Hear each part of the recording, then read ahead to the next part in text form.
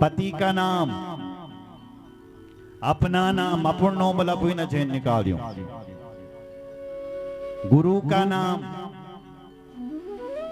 कंजूस का नाम, बड़ी संतान का नाम। बड़ी संतान का भी लोग नाम नहीं लेते थे, बड़ी संतान का नाम, देवर का नाम, जेठ जी का नाम, इनका नाम नहीं लेना चाहिए। कंजूस अगर नो बिना चिन्ह बोले, कंजूस जो खर्चा निकल, कंजूस देखो दो होते हैं, एक कृपण होता है और एक कंजूस होता है। तो कंजूस उसे कहते हैं जो खर्चा ही नहीं करता है कुछ, जो देते ही नहीं, तैते बनाना कंजूस। और कृपण, कृपण उसे कहते हैं जिसके पास होता है और फिर भी खर्च नहीं करता है। कृपण वो है जैसे हमने लक्ष्य ले लिया कि 6 लाख रुपए खर्च करनी है यज्ञ में, और हर जगह कम कम करी, यख भी कम, यख भी कम, यख भी कम, और 6 लाख खर्च 4 लाख में पूरा दिन निपटाई। ये उसके कहते हैं कृपणता, होते हुए भी नहीं दिया, ये कृपणता है। और कंजूस वो होता है जो देता ही नहीं है। सही को नोचेबल कंजूस, इसलिए कंजूस व्यक्ति का नाम नहीं लेना चाहिए।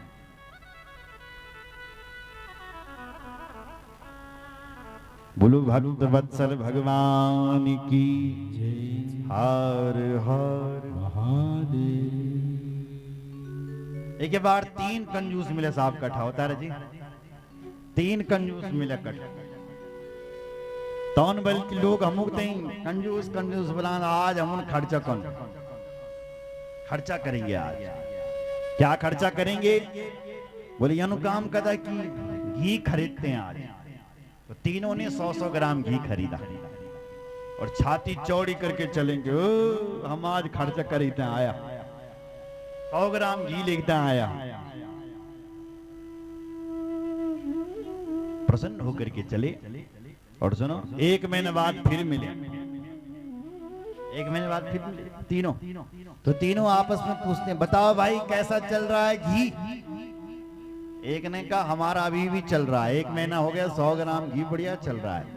अच्छा कैसे खर्च करते हो, कैसे खाते हो?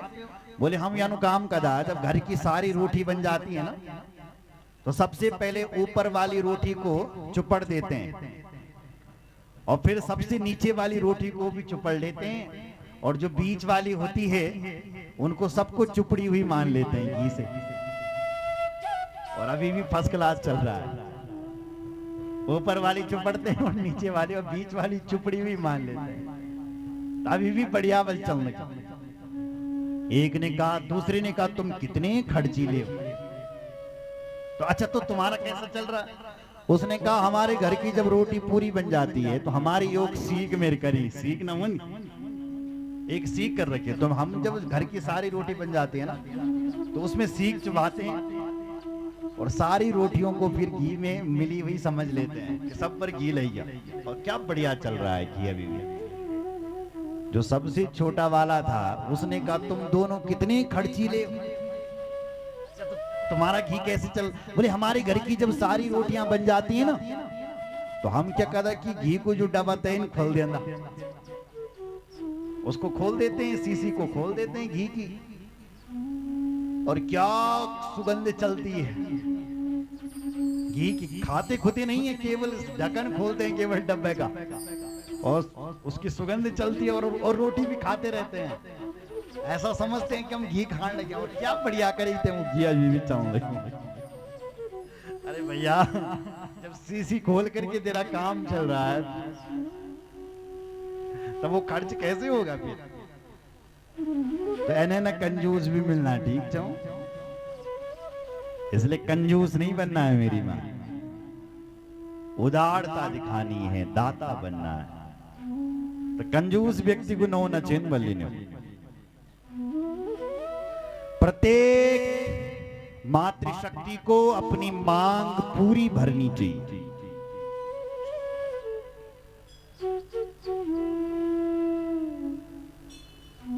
आजकल नया फैशन आ गया साहब। अवतार जी मांग कोई ना भर, थोड़ा वो दिखावटी टिपकी लगा देते हैं नहीं साहब, जबकि शास्त्र कह रहा है पूरी हनुमान जी की सिंदूर से घी मिलाकर केवल पूरी मांग को भरें, आपका सुहाग अटूट रहेगा। पर दिखावटी जमान हुई अब, सुरपंख को फैशन है ये, सुपनखा का फैशन, बाल खुला, वो भी कट वाले बाल। माताओं के बाल तो कभी खुले ही नहीं रहते थे।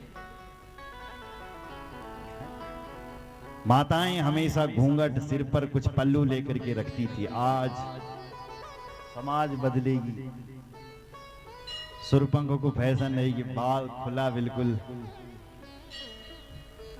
पहले माताएं नाखून चम, आज बड़ा बड़ा नाखून रखिया, लंबे लंबे नाखून। सूप नखा का अर्थ क्या? सूप जैसे नाखून है जिसके, वो सूप नखा है। बोलो जय श्री राम। इसलिए प्रत्येक देवियों को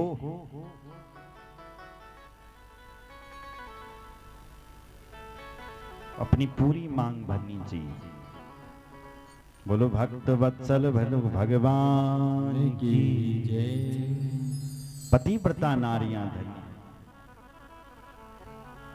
गृहस्थी का एक धर्म और भी है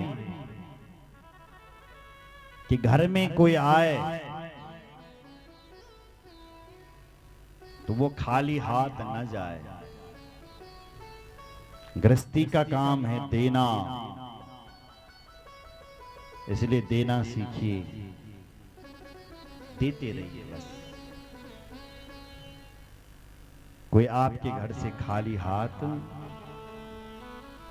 न जाए। गौ, ब्राह्मण, भिक्षुक सबको देते रहे आप, क्योंकि गृहस्थी का अर्थ ही देना है। 4 आश्रम हैं साहब, ब्रह्मचारी, गृहस्थी, वानप्रस्थी और सन्यासी। सुन रहे हो? ब्रह्मचारी यानी विद्यार्थी। विद्यार्थी बहुत गरीब होता है साहब। हमारे गुरुकुलों के जो विद्यार्थी हैं वो बहुत गरीब होते हैं। विद्यार्थी, बोलो जय श्री राम। तो ब्रह्मचारी कहां से देगा?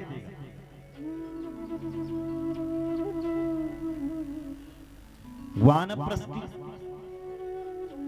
वानप्रस्थी वो है जो भगवान की खोज में लग गया, वो वानप्रस्थी। और सन्यासी जो ये शरीर को भी अपना नहीं समझता, वो सन्यासी। बोलो रामचंद्र भगवान की जय।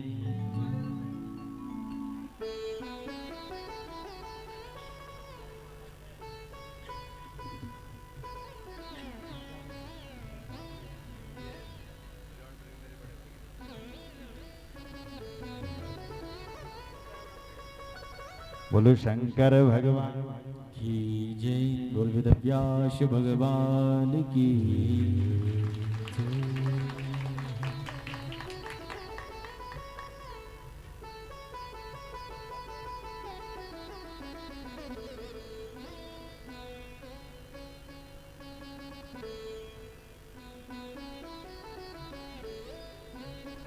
बोलो शंकर भगवान की जय हो। रामचंद्र भगवान की जय। हर हर महादेव। पतिव्रता धर्म का उपदेश दिया और भगवान शंकर अपनी बारात को लेकर के महाराज घर आए। घर कहां?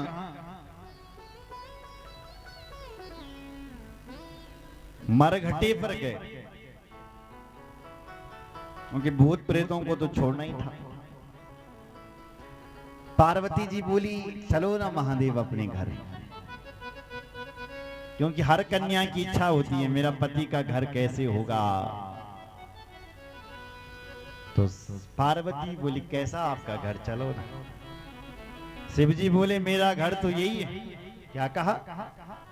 बोले हाँ सही कह रहे हैं, यही मेरा घर है। बोले आपका घर ये मरघटा? भगवान बोले देवी जितनी भी घर ये लोगों के हैं ना, ईंट पत्थरों के मकान, ये सब नकली हैं, असली घर तो मेरा ही है। ये ईंट पत्थरों के मकान को बोले एक दिन छोड़ करके जाना पड़ता है, असली घर तो शमशान ही है, सब लोग वहीं तो जाएंगे हम। इसलिए भगवान शंकर बोले देवी असली घर तो यही है। पार्वती ने कहा नहीं नहीं नहीं नहीं, मैं नहीं मानू, मेरे लिए घर बनाओ, अभी बनाओ। शंकर भगवान समझ गए त्रिया हट है, स्त्री हट है, बनाना पड़ेगा। इसलिए तुरंत भगवान शंकर ने विश्वकर्मा को आदेश दिया कि हमारी देवी पार्वती के लिए महल बनाया जाए। विश्वकर्मा ने स्वर्ण का महल बना करके तैयार कर दिया। बोले आप बाबा ने पहली बार कभी बोला नहीं कि हमारे लिए घर बनाओ, आज अपने बाबा के लिए सिर्फ ईंट पत्थरों का नहीं स्वर्ण का महल बनाऊंगा। तो बाबा के लिए सोने का महल बनाए, पार्वती के लिए जी के लिए कहा चलो बन गया महल। पार्वती जी ने कहा देखो बाबा, सबसे पहले तो इस महल में आप गृह प्रवेश कराओ। क्या कराओ? गृह प्रवेश। किसी विद्वान ब्राह्मण देवता को बुलाओ और उनसे गृह प्रवेश कराओ। तो शिव जी ने ढूंढ करी भाई अभी समय विद्वान आदमी कौन है, विद्वान पंडित जी कौन है। तो समय रावण का बहुत बड़ा नाम चलता था, बड़े विद्वान थे रावण, उनको बुलाया। क्या ये महाराज, हमारी धर्म पत्नी जी कह रही हैं आप जरा गृह प्रवेश करें। रावण आया, पूजा पाठ किया, गृह प्रवेश किया। सुनो, और जब गृह प्रवेश पूरा हो गया तो शिवजी बाबा के लिए कहा शिवजी बाबा लाओ अब दक्षिणा। गृह प्रवेश हो गया। बोले क्या चाहिए दक्षिणा? बोले संकल्प करो। किया भगवान शंकर ने। बोले संकल्प में ये बोलो कि जिस स्वर्ण महल का मैंने गृह प्रवेश कराया वही तुम पंडित जी को दक्षिणा में दान दे दो। शिव जी कहते हैं जा दिया जा।